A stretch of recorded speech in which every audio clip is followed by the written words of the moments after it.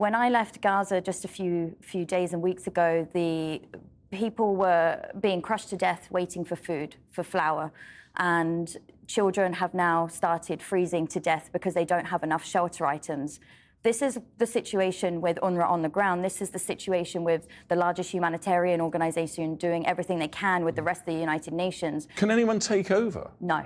Right, It's no one as can do simple as that. that. And Okay. you can't imagine if it's this bad now, how awful will it be in a few weeks or in a few months if they cease to operate working with UNRWA? Is this genocide?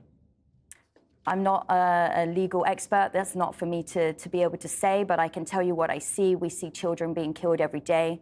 We see people without food. We see people without access to clean water on a daily basis. Disease is spreading. We saw polio return. That was eradicated after 25 years.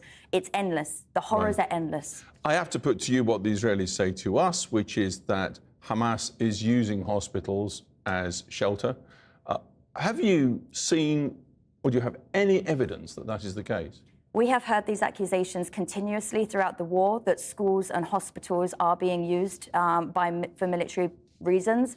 We don't have the evidence of this. We have the accusations. What we do know and what we are certain of is that children and families are sheltering in these facilities. We do know that patients are going to these hospitals for treatment, that doctors are being detained, that doctors are being killed while they are working, and that is against international humanitarian law. And Israel is saying, or at least indicating, that they could in some way start shifting aid into the Strip to where it's needed. Does that sound in any way credible to you? No. Why? It does not. It's a complete risk to the population on top of what they're already facing. It would be unacceptable for anyone but the humanitarians on the ground. They're a party of the conflict. We cannot have a party of the conflict responsible for the humanitarian response for 2 million people. Women, children, they're dying every day now because they don't have the simple items that they need, the medicine, the food, the shelter. This needs to be run by the United Nations. This is the responsibility and the mandate of the international community, and that is what we need to continue to be allowed to do.